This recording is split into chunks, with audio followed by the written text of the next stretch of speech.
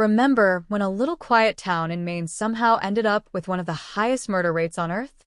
That town was Cabot Cove, and somehow one woman was present for almost every single case.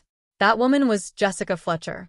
Premiering on CBS in 1984 and running for 12 seasons until 1996, Murder, She Wrote followed Fletcher, played by Angela Lansbury, a mystery writer living in the small coastal town of Cabot Cove, Maine, who had an extraordinary talent for solving crimes and an equally extraordinary talent for being in the immediate vicinity when they happened. Keeping her company was Sheriff Amos Tuffer, played by Tom Bosley, and Dr. Seth Haslett, played by William Wyndham, two men who apparently never once sat down to discuss the pattern they were all living inside. Today we're counting down 15 weird facts about Murder, She Wrote you probably never knew. Stick around for number 1 because by the end of this, you'll realize the show wasn't just a network institution. It was a full family operation running quietly behind one of television's most recognizable typewriters. Before we get into it, hit that like button and subscribe. All right, who's ready to solve a murder? Number 15. The show accidentally launched half of Hollywood. Watching Murder, She Wrote is a genuinely disorienting experience, and not because of the murder plots. It's because roughly every third episode features someone you now know extremely well, back when they were still just trying to hit their mark without getting accused of manslaughter in coastal Maine. Joaquin Phoenix, credited as Leaf Phoenix, showed up at age 10 in season 1. George Clooney rolled in during 1987 for No Laughing Murder, playing a young man trying to marry the daughter of his father's feuding former comedy partner. Bryan Cranston appeared 3 separate times, most memorably in season 2 as a man who borrows his girlfriend's car to run an errand and gets blown up for his trouble, which in hindsight is a deeply funny footnote in the career of the future Walter White. Courtney Cox played Jessica's grandniece in 1986, a solid 8 years before anyone knew what Central Perk was. Neil Patrick Harris turned up in season 9 as Jessica's grocery delivery boy wrongly accused of murder, fresh off Doogie Howser and clearly determined to remind everyone he could do more than play a teenage doctor. The show became an unlikely pipeline, with future A-listers all around and Jessica Fletcher quietly in the middle of all of it. Number 14, Cabot Cove had a higher murder rate than a war zone. Cabot Cove had a population of roughly 3,500 people and a gorgeous coastline that makes you want to move there immediately, right up until you look at what was happening to the locals. Over 12 seasons, approximately 60 murders were tied to that one picturesque little town. Researchers for BBC Radio 4's more or less ran the numbers and came up with an annual murder rate of about 149 per 100,000 residents, roughly 60% higher than Honduras when it held the real-world title, and approximately 17 times the U.S. national average. By the end of the series, roughly 2% of the entire population had been wiped out. Fans coined a term for it, Cabot Cove Syndrome. And then there's Jessica Fletcher, present for every single one of those deaths. If she ever showed up on your doorstep with a warm dish of something homemade, the smart move was to fake a family emergency, get in the car, and drive until you hit Canada. Number 13. The show played fair, and you could beat it. Murder, She Wrote was built on fair play mystery, a tradition codified by writer Ronald Knox in 1929, which established that the killer must appear early, the clues must be visible, and the solution must be reachable by a careful viewer. The writers deployed 2 techniques consistently enough that regular viewers would catch on. First, the camera lingered on an unremarkable object for just a beat too long. That was the clue. Second, the casting worked against expectation. The aggressive, suspicious guest star with the obvious motive was innocent.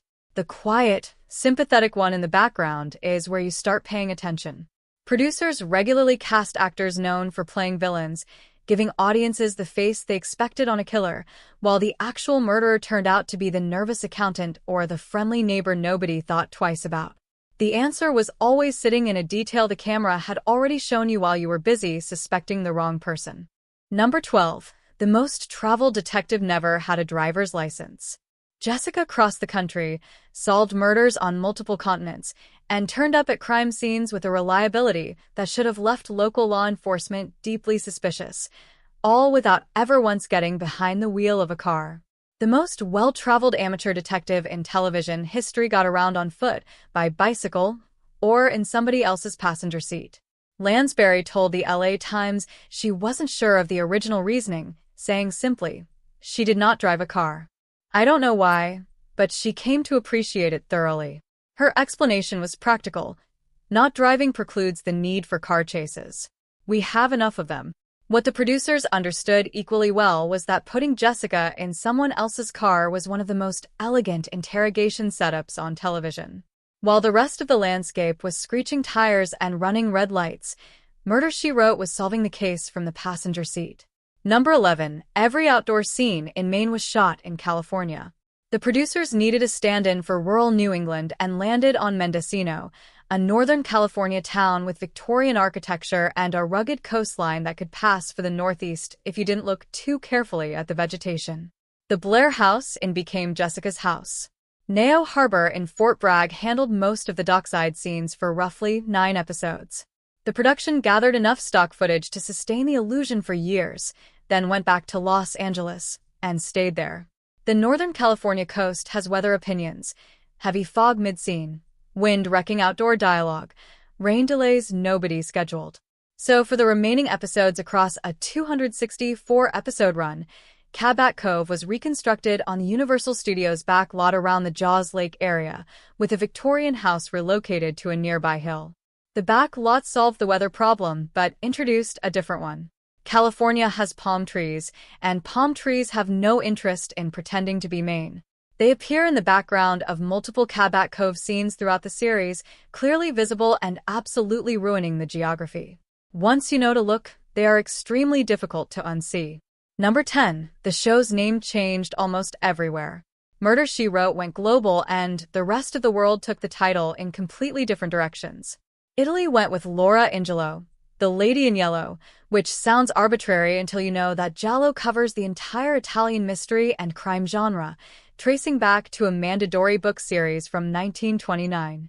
Germany first aired it as a Mers Krimisepp, Whenever She Wrote Crime Novels, which sounds more like something a concerned neighbor would say, before landing on Mortis Hobby, Murder is Her Hobby. France went with Arabesque, making the whole enterprise sound considerably more elegant than a show with a weekly body count deserves. Japan titled it Aunt Jessica's Case Files, framing her as a warm maternal figure who processes crime scenes before lunch. Sweden's title essentially called Jessica the person who shows up and sets everyone straight, which tracks perfectly. Spain kept it clean and direct with A Crime Has Been Written, structurally mirroring the original. Same show, same Jessica, and 12 completely different personalities for it around the world. Number 9. Jessica Fletcher was modeled after a real person, just not who you'd think. The creators were devoted Agatha Christie fans who set out to fill a specific gap. The Miss Marple comparison is obvious, but Levinson and Link weren't trying to transplant Miss Marple to New England. Their stated goal was to model Jessica on Agatha Christie herself, and that distinction changed everything about how the character could function. Producer Peter Fisher made a deliberate choice about how Jessica moved through the world. She jogged. She rode a bicycle. She was physically active in a way that prime-time television rarely bothered with for women of her age in 1984, and Fisher built that in specifically because he wanted a character reflecting how people in their 50s and 60s were actually living. Christie gave them the blueprint. The upgrade was making Jessica someone who didn't wait for the mystery to find her, even though statistically it always did anyway. Number 8. Angela Lansbury was actually the third choice. The pairing feels so inevitable it's hard to believe it came within 2 phone calls of never happening. The first call went to Jean Stapleton, fresh off 9 years as Edith Bunker on All in the Family. She was the top choice right up until she wasn't. She'd recently lost her husband, had reservations about the character, and had zero appetite for another long-running series. She passed. Call 2 went to Doris Day, box office legend, Hollywood royalty. Doris Day also said no. The producers had struck out twice with the biggest names they could have called. They turned to Lansbury, whom they believed was perfect but genuinely weren't sure would want to do television at all. She said yes and got to work. Jean Stapleton and Doris Day both had good reasons for passing. They just accidentally handed Angela Lansbury one of the defining roles in the history of American television. Quick pause. If you're enjoying this one, hit that like button and subscribe. Drop a comment below. Did you ever actually solve the case before Jessica revealed it? Alright, back to Cabot Cove. Number 7.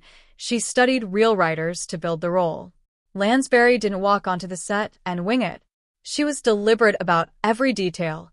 The way Jessica tilted her head when something didn't add up. The way she asked questions that sounded casual and weren't. The way she clocked details everyone else walked past.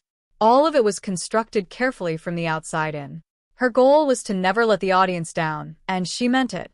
Anytime a script pushed Jessica toward being out of touch or condescending, Lansbury pushed back. Her words to producers: "We've got to keep her credibility high." She clashed seriously with co-creator Peter Fisher over workload, pay, and the direction the character was heading, disputes significant enough that she came close to walking away after season 5. Instead of walking, she formalized her position. She came in to play a mystery writer. She left having run the whole investigation. Number 6. Jessica Fletcher's last name was a tribute hidden in plain sight. Her full name was Jessica Beatrice Fletcher, maiden name McGill, a direct tribute to Angela Lansbury's mother, the Belfast-born Irish actress who performed professionally as Moa McGill. Moa McGill worked steadily in West End theatre and appeared in 3 films alongside her daughter: National Velvet in 1944, The Picture of Dorian Gray in 1945, and Kind Lady in 1951. Every time Jessica's maiden name came up on screen, the tribute was right there, completely unannounced. The show pushed the McGill connection further by introducing Emma McGill, Jessica's identical British cousin, also played by Lansbury, who returned in the season 4 episode It Runs in the Family. That episode holds a specific distinction. It is the only episode across the entire run in which Jessica Fletcher does not appear at all. Lansbury showed up, did the work, and her most famous character technically had the day off. Number 5.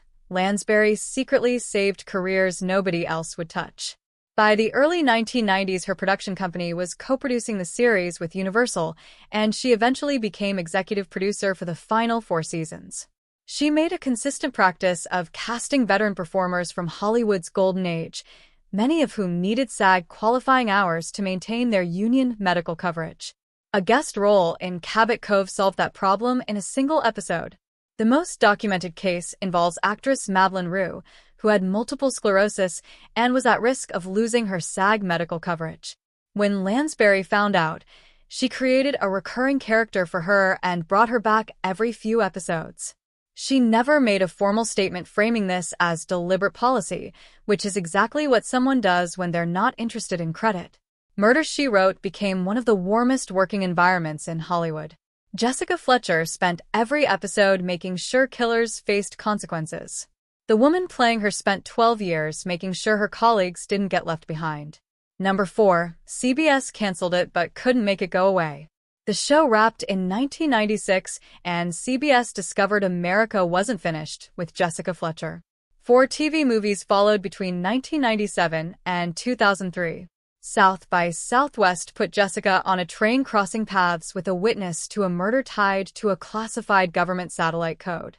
A Story to Die For dropped her into a writers' conference where a former KGB officer turned up dead because literary events were no safer than coastal Maine. The Last Free Man sent her uncovering a connection between her family history and a Civil War-era murder. The Celtic Riddle sent her to Ireland for a will reading that turned fatal, confirming no legal proceeding anywhere was safe. In 2009, Legacy Interactive released a Murder, She Wrote hidden object game with 5 original cases, followed by a sequel in 2012. Most shows from that era got reruns, if they were lucky. Murder, She Wrote got movies, video games, and 3 additional decades of being impossible to fully get rid of. Number 3. Lansbury almost quit, and the show hoped no one would notice. By August 1988, she was 62 and publicly exhausted, triggered by a shift from a 7-day to an 8-day shooting schedule that left her essentially always in production. The solution was creative, if nothing else. Starting in season 6, the show introduced surrogate sleuths carrying the main mystery while Lansbury appeared in bookend segments. Dennis Stanton, a charming former jewel thief played by Keith Mitchell, Harry McGrath, a gruff private investigator played by Jerry Orbach, and Michael Haggerty, a suave MI6 agent played by Len Carew. Perfectly capable characters, professionally executed. Ratings dropped. People were not watching for the procedural framework or the coastal atmosphere. A version of the show where Lansbury appeared for 4 minutes per episode was not adequate regardless of how charming the replacements were. She came back to center stage and stayed there. The audience had conducted a controlled experiment on what the show was worth without its lead, and the results were unambiguous. Number 2, CBS killed its own show on purpose. For 11 years, it was a reliable, loyal audience sure thing. Then in 1995, CBS moved it from its regular slot to Thursday nights, directly into NBC's must-see TV lineup, going head-to-head with Friends in its second season. Nearly 6 million viewers vanished in a single season. The Thursday move was framed as giving CBS a viable alternative to NBC, while Sundays got handed to younger skewing programming. Basically, CBS decided it needed hipper Sunday nights and used a weekday slot to phase Jessica Fletcher out. It was not graceful. The show ended not because the audience had moved on, but because CBS put one of its most dependable franchises in front of an oncoming train and called it a strategy. Number 1, the final seasons were a family business. By the final stretch, Angela Lansbury was running a genuine family operation. Her husband Peter Shaw co-founded Corey Moore Productions in 1987, which eventually began co-producing the series with Universal. By the time Lansbury took over as executive producer for seasons 9 through 12, covering 1992 to 1996, the family held both creative and business control simultaneously. Her son Anthony Pullen Shaw directed 68 episodes. Her stepson David Shaw served as producer through the final seasons and as executive producer on several TV movies. Her brother Bruce Lansbury contributed as producer and writer throughout the run. The result was a show that maintained its tone, consistency, and identity across 12 seasons and 264 episodes, when most long-running series had lost the thread by year 8. And there you have it, 15 weird and wild facts about Murder, She Wrote. Which one surprised you most? Drop it in the comments and share this with someone who has spent hours solving crimes with their good buddy Jessica. Don't forget to ring that bell. Until next time, this is Remember When.